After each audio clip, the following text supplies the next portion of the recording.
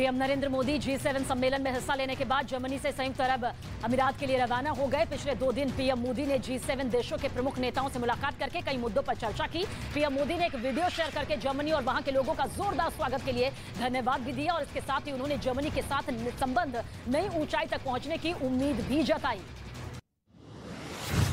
महाराष्ट्र में राजनीतिक संकट के बीच शिवसेना नेता संजय राउत की भी मुश्किलें बढ़ सकती हैं। प्रवर्तन निदेशालय ने जमीन घोटाला मामले में संजय राउत को समन भेजकर आज हाजिर होने का आदेश दिया। हालांकि संजय राउत ने अलीबाग में सभा का हवाला देते हुए हाजिर होने से इनकार कर दिया। वहीं ईडी कार्यालय संजय राउत के वकील पहुंचे हैं। महाराष्ट्र के सियासी संकट के बीच बीजेपी और एकनाथ शिंदे के बीच सहमति की खबर सामने आई। खबर है कि बीजेपी के साथ मिलकर एकनाथ शिंदे सरकार बनाने पर राजी हो गए। समझौता हुआ है कि देवेंद्र फडणवीस की नई सरकार के सीएम होंगे और एकनाथ शिंदे को डिप्टी सीएम बनाया जाएगा। सूत्रों से खबर सामने आई कि एकनाथ शिंदे का गुट किसी भी पार्टी में शामिल नहीं होगा, बल्कि चुनाव आयोग पहुंचकर शिवसेना पर ही दावा ठोकेगा। शिवसेना के बागी विधायकों की 5 जुलाई तक गुवाहाटी में ही रुकने की तैयारी यहां पर है। गुवाहाटी के जिस होटल में शिंदे गुट के विधायक ठहरे हुए हैं उसकी बुकिंग 5 जुलाई तक के लिए बढ़ा दी गई। गुवाहाटी के रेडिसन ब्लू होटल में पिछले 8 दिनों से शिवसेना के बागी विधायक रुके हुए हैं। सुप्रीम कोर्ट बागी विधायकों को अयोग्य ठहराने वाले डिप्टी स्पीकर के नोटिस पर जवाब देने पर 11 जुलाई को सुनवाई करेगा। मुंबई के कुर्ला के नायक नगर में 4 मंजिला इमारत गिर गई। इस हादसे में 2 शख्स की मौत हो गई तो वहीं 12 लोगों को रेस्क्यू किया गया, जबकि 5 लोगों के मलबे में फंसे होने की आशंका। मौके पर महाराष्ट्र सरकार में कैबिनेट मंत्री आदित्य ठाकरे भी पहुंचे। आदित्य ठाकरे ने कहा कि मलबे में फंसे सभी लोगों का रेस्क्यू करना प्राथमिकता है। चारों बिल्डिंग को बीएमसी की तरफ से नोटिस जारी किया गया था। असम के सिलचर में बाढ़ से हालात बिगड़ गए। रिहायशी इलाकों में लोगों के घरों में कई फीट पानी घुस गया, जिसकी वजह से जनजीवन अस्त व्यस्त हो गया। आलम यह है कि लोगों को पीने वाली पानी की किल्लत हो गई। लोगों की परेशानी को देखते हुए स्थानीय प्रशासन साफ पानी मुहैया कराने की कोशिश कर रहा है। बाढ़ पीड़ितों को खाने के सामान भी बांटे जा रहे हैं। असम के कई जिलों में बाढ़ की वजह से भीषण तबाही मची हुई है। बाढ़ से सबसे ज्यादा प्रभावित कामरूप के आज इलाके में यहां पर सामने आई है मुश्किलें। यहां के कई गांव पानी में डूब गए। कई फीट जल भराव की वजह से जनजीवन अस्त व्यस्त हो गया। लोग घर छोड़कर राहत कैंप की शरण लेने के लिए मजबूर हैं। इस बीच राज्य के मुख्यमंत्री हेमंत बिस्वा शर्मा ने बाढ़ से सबसे ज्यादा प्रभावित कामरूप के हाजों का दौरा भी किया। असम के करीमगंज में बाढ़ की स्थिति काफी बिगड़ गई है। लोगों के घरों में बाढ़ का पानी घुस गया। सड़कें दरिया में तब्दील हो गई, जिससे जनजीवन अस्त व्यस्त हो गया। पूरा इलाका जलमग्न हो गया। जिला मुख्यालय से संपर्क टूट गया। लोग पानी में घुसकर जरूरत की चीजें लाने को मजबूर है, लेकिन यहाँ के हालात लगातार बिगड़ते जा रहे हैं।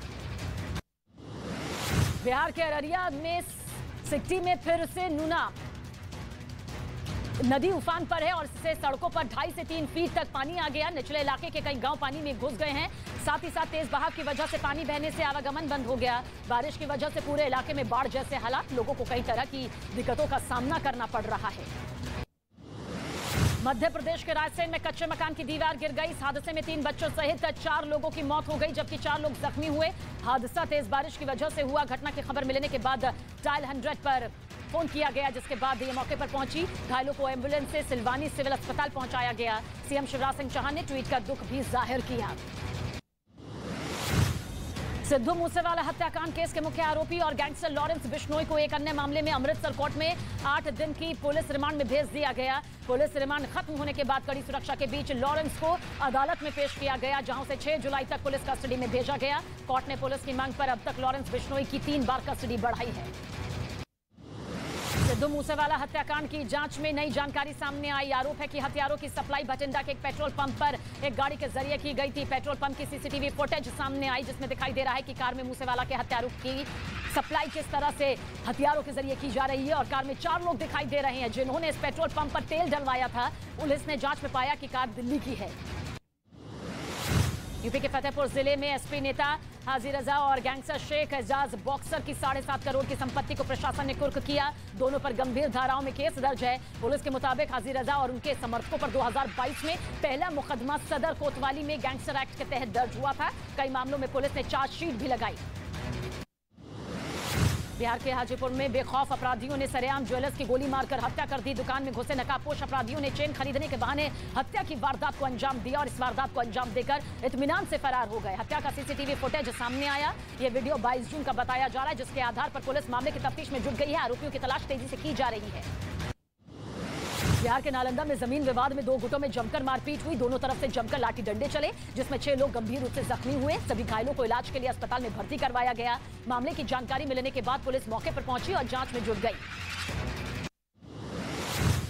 फैक्ट चेकर मोहम्मद जुबैर को दिल्ली पुलिस ने धार्मिक भावनाओं को भड़काने के आरोप में गिरफ्तार किया। दिल्ली पुलिस की IFSO यूनिट ने सेक्शन 153A और 295A के तहत उन्हें धर दबोचा। जुबैर के खिलाफ सोशल मीडिया पर सांप्रदायिक हिंसा फैलाने का आरोप है। पुलिस के मुताबिक जुबैर के खिलाफ ट्विटर के जरिए एक शिकायत मिली थी, जिसमें जुबैर के एक ट्वीट का जिक्र किया गया था।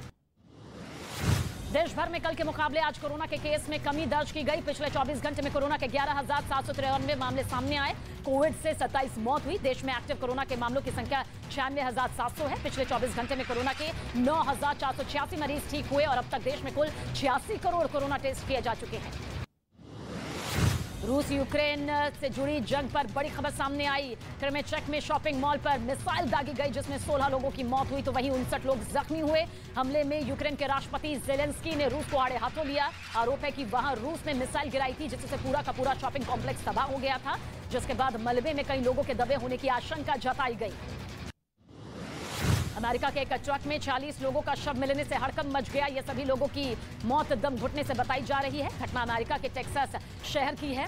ट्रक के अंदर 40 लोगों के शव मिले, वहीं 16 लोग बेहोशी की हालत में मिले, जिनको हॉस्पिटल में भर्ती कराया गया। यहाँ ट्रैक्टर ट्रेलर टेक्सास के दक्षिण पश्चिम में स्थित सैन एंटोनियो की सड़क पर मिला है। जॉर्डन में जहरीली गैस के रिसाव के चलते बड़ा हादसा हो गया। यहाँ के शहर अकाबा में जहरीली गैस से 13 लोगों की मौत हो गई, जबकि 200 से ज्यादा लोग इस हादसे की चपेट में आकर जख्मी बताए जा रहे हैं। ये भयानक हादसा उस वक्त हुआ जब जॉर्डन के बंदरगाह पर एक टैंक में भरी इस गैस को दूसरी जगह पर ट्रांसफर किया जा रहा था। तभी टैंक से कुछ तकनीकी खामियों की वजह से गैस फैलने लगी।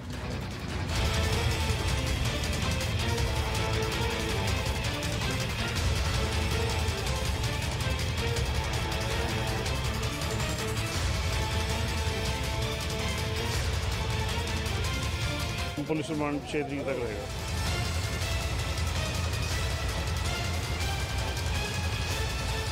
जो हथियार सिद्धू मूसेवाला की हत्या में इस्तेमाल किए गए थे, उन हथियारों को इसी फॉर्च्यूनर गाड़ी में सप्लाई किया गया था।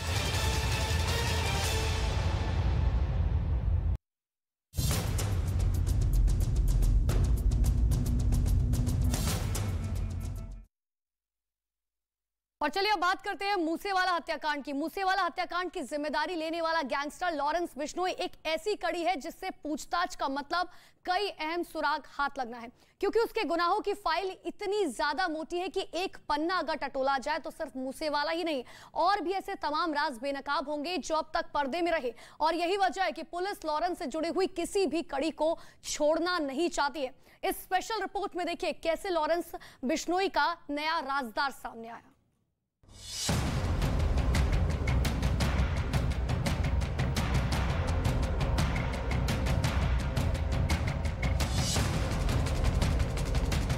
लॉरेंस गैंग पर पुलिस का शिकंजा।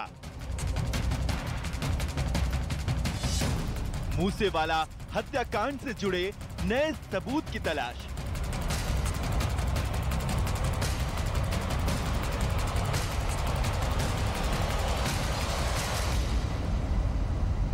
शिकंजे में लॉरेंस का एक और गुर्गा।